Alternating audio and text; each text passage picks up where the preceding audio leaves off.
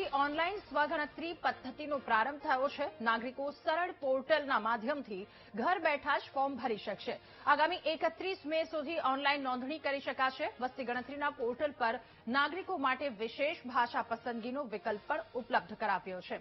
આ માટે તમારે પણ સ્વગણતરીનું ફોર્મ ભરવાનું બાકી છે, તો અમે તમને ડેમો મારફતે ફોર્મ કેવી રીતે ભરવું અને કોણ આ ફોર્મ ભરી શકે એની સંપૂર્ણ વિગત આપીએ। આગામી વસ્તી ગણતરી 2027ના ભાગરૂપે ભારત સરકારના વસ્તી ગણતરી વિભાગે એક નવું અભિયાન હાથ ધર્યું છે। જનગણના સે જન કલ્યાણ આ સૂત્રને ધ્યાનમાં રાખીને સ્વગણના પ્રક્રિયા આજથી હાથ ધરાવવાની છે। 17/5/2026 રાત્રે 12 વાગ્યાથી આ પ્રક્રિયા શરૂ થશે, જે 31/5/2026 એટલે કે મે મહિનાની છેલ્લી તારીખ સુધી આ પ્રક્રિયા ચાલશે। આ પ્રક્રિયા માટે તમારે ક્યાંય જવાની જરૂર નથી। તમે ઓનલાઈન આ પ્રક્રિયા જાતે જ કરી શકો છો। એટલે સરળ, સચોટ અને ડિજિટલી આ પ્રક્રિયા થાય તે માટેનું આ અભિયાન હાથ ધરાયું છે, જેથી કરીને તમે સુરક્ષિત રીતે તમારા ડેટા ભરી શકો। તમારે કેવી રીતે આ પ્રક્રિયા કરવાની છે તેનો આપણે ડેમો કરીશું।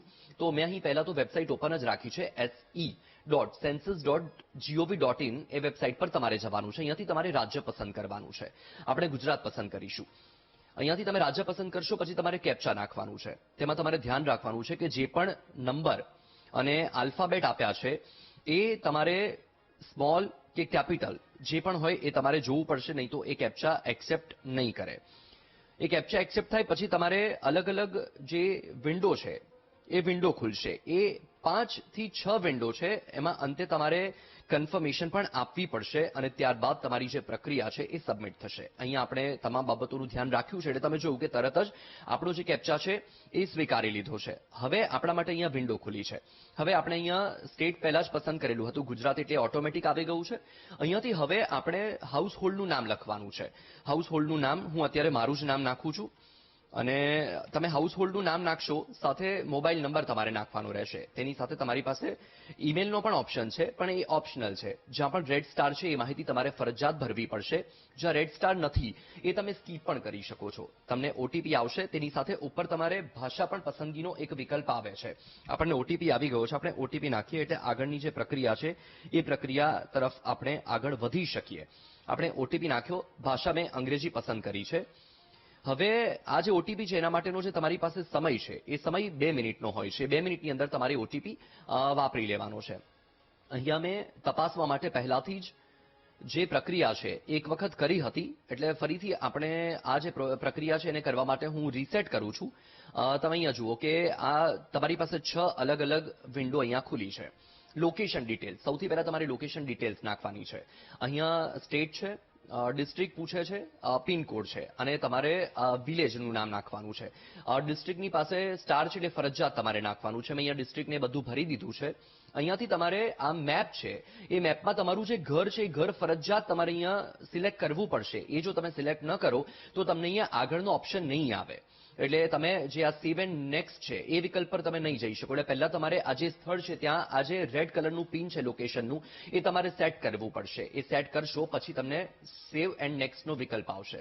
એ તમે કરશો એટલે તમે બીજી વિન્ડો પર જશો। તમને અહીંયા પૂછશે યસ કે નો કન્ફર્મેશન માટે, તમે યસ કરશો પછી જ તમે બીજી વિન્ડો પર જઈ શકશો। બીજી છે સેન્સસ હાઉસ ડિટેલ્સ, એટલે કે તમારે ઘરની વિગત ભરવાની છે। એની અંદર તમારે તમારું ઘર કયા માળ પર છે અને જે તમારા ઘરના ફ્લોર છે એ ફ્લોરની સ્થિતિ શું છે, એટલે તમે લાકડાનું બનાવેલું છે, સિમેન્ટથી બનાવેલું છે કે પછી માટીનું છે, એ બધી તમને બધા ઓપ્શન આપવામાં આવ્યા છે। એમાં મેં સિમેન્ટ પસંદ કર્યું છે। પછી તમને જે દિવાલ છે એ દિવાલમાં કયું મટીરિયલ વપરાયું છે એ પૂછે છે, મટીરિયલ ઓફ વોલ। એની અંદર તમે લાકડાનું વાપર્યું છે, પ્લાસ્ટિક છે, સ્ટોન છે, એટલે સિમેન્ટ છે, કોન્ક્રીટ છે, બધા વિકલ્પ છે। મેં અહીંયા વુડ પસંદ કર્યું છે। આગળ તમને બીજો વિકલ્પ છે રૂફ, એટલે કે છતમાં કયું મટીરિયલ વપરાયું છે એ તમારે ભરવાનું રહેશે। એના માટે પણ બધા વિકલ્પ છે। અને ત્યારબાદ એ વિકલ્પ પસંદ કર્યા પછી તમે સેવ એન્ડ નેક્સ્ટ કરશો, એટલે ફરીથી તમને are you sure you want to continue, એટલે કે તમારે ખરેખર કન્ટિન્યુ કરવું છે, યસ કરશો એટલે તમે ત્રીજી વિન્ડો પર જશો। અહીંયા તમને ટોટલ નંબર ઓફ પર્સન, એટલે ઘરના કેટલા માણસો છે એ પૂછે છે। મેં અત્યારે 2 નાખ્યું છે। જે ઘરના મુખિયા છે એનું નામ પૂછે છે, આપણે પહેલા જ નાખેલું છે એટલે ઓટોમેટિક અહીંયા આવી જાય છે। જાતિ પૂછે છે, પુરુષ સ્ત્રી, જે ઘરના મુખિયા છે એની, એમાં તમે જાતિ નાખશો પછી તમારી કાસ્ટ પૂછશે, એસસી એસટી કે અધર કાસ્ટમાં આવો છો એ તમે નાખશો। તેની સાથે તમને ઘરનું જે સ્ટેટસ છે, એટલે કે તમારું જે ઘર છે એ તમારું પોતાનું છે, ભાડેનું છે, અને ભાડેનું છે તમારી પાસે બીજા કોઈ જિલ્લામાં કે શહેરમાં ઘર છે કે નહીં એ પણ પૂછે છે। એ તમે પસંદ કરશો। પછી તમારી પાસે જે ઘર છે એ ઘરમાં તમે કેટલા લોકો રહો છો એની અંદર કપલ કેટલા છે એ પણ પૂછે છે અને તેની સાથે ઘરના રૂમ વિશે માહિતી પૂછે છે. એ તમે સેવ એન્ડ નેક્સ્ટ કરશો. આર યુ શ્યોર એટલે તમે યસ કરશો એટલે તમે ચોથી વિન્ડોમાં જશો. તેની અંદર તમારી પાસે અલગ અલગ વિકલ્પ છે. મેઇન તો હવે પાણીની વાત આવે છે કે જે તમે main source of drinking water એટલે કે પીવાનું જે પાણી છે એના માટે તમારી પાસે એના સ્ત્રોત શું છે. તો મેં અહીંયા package and water bottle select કર્યું છે. તમારી પાસે અલગ અલગ વિકલ્પ અહીંયા આપ્યા છે કે તમારી પાસે હેન્ડપંપ છે, ટ્યુબવેલ છે, કૂવો છે, નદી છે, નહેર છે, બધા અલગ અલગ તમારી પાસે અહીંયા ઓપ્શન છે. એની સાથે હવે તમારી પાસે બીજું વિકલ્પ છે ડ્રિંકિંગ વોટર સોર્સની અવેલેબિલિટી.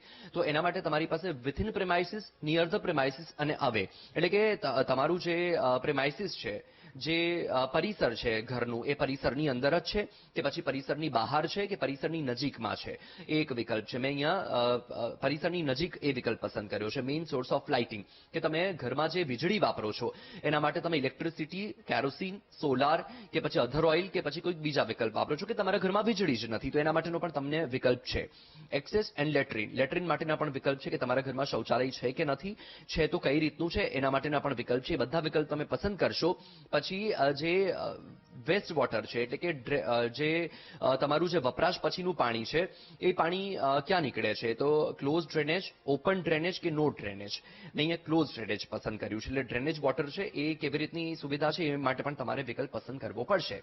બીજું છે બાથિંગ ફેસિલિટી એટલે નાહવા માટેની જે ફેસિલિટી છે એમાં શું છે, બાથરૂમ કે પછી એન્ક્લોઝર વિધાઉટ રૂફ એટલે કે છત વગરનું તમે આસપાસ ખાલી કંઈક પણ આડાશ રાખીને તમે સુવિધા ઊભી કરી છે એ માટેનો વિકલ્પ તમારે પસંદ કરવાનો છે. હવે ગેસ કનેક્શન એલપીજી કે સીએનજી કે પીએનજી માફ કરશો, ઘર વપરાશ માટે પીએનજી હોય છે, વાહનો માટે સીએનજી હોય છે. Availability of kitchen and LPG કે પીએનજી કનેક્શન તો તમારે પસંદ કરવાનું છે. મેં અહીંયા ઘરમાં હેઝ એલપીજી પીએનજી કનેક્શન એ સ્વીકારી લીધું છે.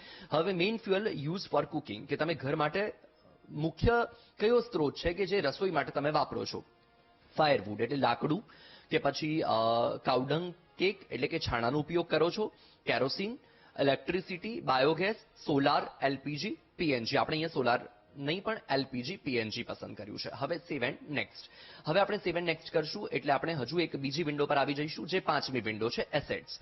એની અંદર રેડિયો કે ટ્રાન્ઝિસ્ટર, તમારા ઘરમાં તમે રેડિયો વાપરો છો, મોબાઈલ કે શું વાપરો છો, મોબાઈલ આપણે લખ્યું છે, ટેલિવિઝન એના માટે પણ છે કે કયું કનેક્શન છે, કેબલ કનેક્શન, અધર ડીટીએચ કે પછી દૂરદર્શન ફ્રી ડિશ કે પછી એની અધર, આપણે એની અધર પસંદ કર્યું છે. એક્સેસ ટુ ઇન્ટરનેટ એટલે ઓન મોબાઈલ, સ્માર્ટફોન કે ઓન લેપટોપ કે ઓન એની અધર ડિવાઇસ, આપણે મોબાઈલ પસંદ કર્યું છે. લેપટોપ કોમ્પ્યુટર એટલે તમારા ઘરમાં લેપટોપ કે કોમ્પ્યુટર છે, હા કે ના, જો હોય તો હા પસંદ કરવું, ના હોય તો ના પસંદ કરવું.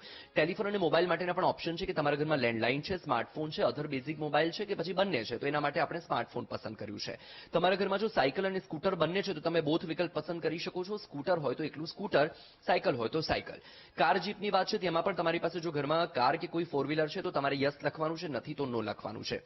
અને હાઉસ હોલ્ડ માટે તમે ઘરમાં કયું ખાસું ધાન્ય વપરાય છે, બાજરો, ઘઉં, જુવાર, ચોખા એ મુખ્ય જે તમારો ખોરાક છે તેમાં આપણે અહીં ઘઉં પસંદ કર્યું છે. હવે આટલા વિકલ્પ પસંદ કરો પછી તમને ફોન નંબરની પણ નીચે વિગત છે પણ તમે નાખેલો છે એટલે ઓટો આવી જશે. પછી સેવ એન્ડ નેક્સ્ટ કરશો એટલે તમે લાસ્ટ પેજ પર પહોંચશો એટલે ત્યાં તમારી પાસે આખું પ્રિવ્યુ આવી જશે કે તમે જે માહિતી નાખી છે એના દરેક વિકલ્પ અહીંયા આવી જશે. તમે જુઓ કે જે પણ આપણે ભર્યું છે એ બધું જ અહીંયા ખુલી રહ્યું છે. એ બધું તમે પાંચે પાંચ જે વિન્ડો છે તમે રીચેક કરીને કન્ફર્મ કરતા જશો એટલે છેલ્લે તમારી પાસે ઓપ્શન છે. જો કોઈ ભૂલ છે તો તમારે બેક એન્ડ કરેક્ટ પર જવાનું. જો તમારે અત્યારે એને સબમિટ નથી કરવું તો સેવ એઝ ડ્રાફ્ટ કરી દો. જ્યારે તમે ફરીથી તમારો મોબાઈલ નંબર નાખશો, ઓટીપી નાખશો, કેપ્ચા નાખશો એટલે ફરીથી તમારી આખી જે આ વિન્ડો છે, આખું જે ફોર્મ છે ખુલી જશે. અને જો બધું ઓકે છે અને તમારે સબમિટ કરવું છે તો તમારે ફાઇનલ સબમિટ કરવાનું છે. અત્યારે હું ફાઇનલ સબમિટ નથી કરતો કારણ કે આ ડેમો કરવા માટે, તમને બતાવવા માટે આ વિન્ડો મેં ભરી છે જેથી કરીને કોઈ પણ મારી પણ કે મારા પરિવારની કોઈ પણ માહિતી ખોટી ન જાય એ માટે આપણે અત્યારે એને સબમિટ નથી કરતા. પણ સરળ પ્રક્રિયા છે, તમારે સમજીને આ પ્રક્રિયાને ભરવાની રહેશે તો તમે ઘરે બેઠા વસ્તી ગણતરી 2027માં ભાગ લઈ શકો છો. અને ભાગ લેવો જોઈએ કારણ કે આપણો અધિકાર પણ છે અને હક પણ છે અને આપણી ફરજ પણ છે. જેથી કરીને આજે રાત્રે 12 વાગ્યાથી આ વસ્તી ગણતરી 2027ની જે પ્રક્રિયા શરૂ થઈ રહી છે, હું પણ આપને અપીલ કરું છું, વીટીવી ન્યૂઝ પણ આપને અપીલ કરે છે કે આ વસ્તી ગણતરી 2027 કે જે ઓનલાઈન આ સ્વગણના પ્રક્રિયા શરૂ કરવામાં આવી છે એમાં તમે અચૂકપણે ભાગ લેશો. અને હા, જો તમને આ કોઈ પ્રક્રિયામાં સમજ નથી પડી રહી ગઈ તો એક ટોલ ફ્રી નંબર છે, જે ટોલ ફ્રી નંબર પણ શરૂ કરવામાં આવ્યો છે 1855 1855 પર તમે કોલ કરીને પણ માહિતી મેળવી શકો છો.